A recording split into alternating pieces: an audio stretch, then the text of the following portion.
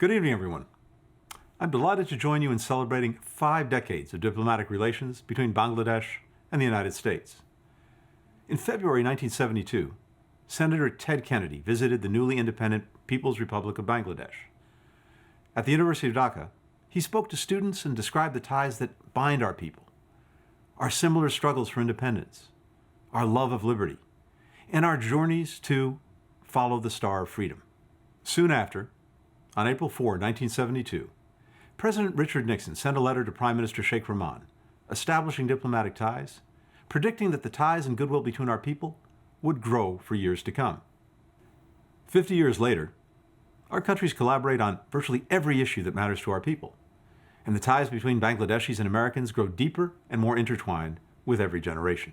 Our countries have forged partnerships to improve public health, strengthening local health systems, bringing down maternal mortality in Bangladesh by 2/3 over the last 2 decades, and fighting COVID-19 with 61 million doses of safe, effective vaccines provided by the United States to Bangladeshis. In 2021, the United States bought more Bangladeshi products than any other country did, representing some $8.3 billion. We encourage Bangladesh to make progress on workers' rights, to deepen our robust economic partnership. We're tackling the climate crisis together, strengthening the resilience of communities that are already being affected by rising sea levels and more severe storms, investing in clean energy, and protecting wetlands and forests in Bangladesh for future generations.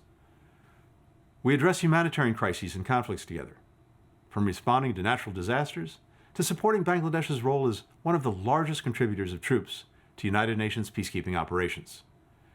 And we're working together to help Rohingya, who have fled genocide and crimes against humanity committed by the military in Burma. We commend Bangladesh for hosting nearly 1 million refugees and for continuing to offer support for those efforts as we have since the crisis started. For generations, Bangladeshis have made tremendous contributions to the United States. In 1952, Fazlur Rahman Khan was the first Bangladeshi to receive a Fulbright scholarship to study in the United States. He came to the University of Illinois and graduated with a PhD and 2 master's degrees in structural engineering and mechanics. Later, he joined an architecture firm in Chicago, where he designed an office building for the Sears Corporation. In 1973, just a year after our countries established diplomatic relations, the iconic Sears Tower was finished in downtown Chicago.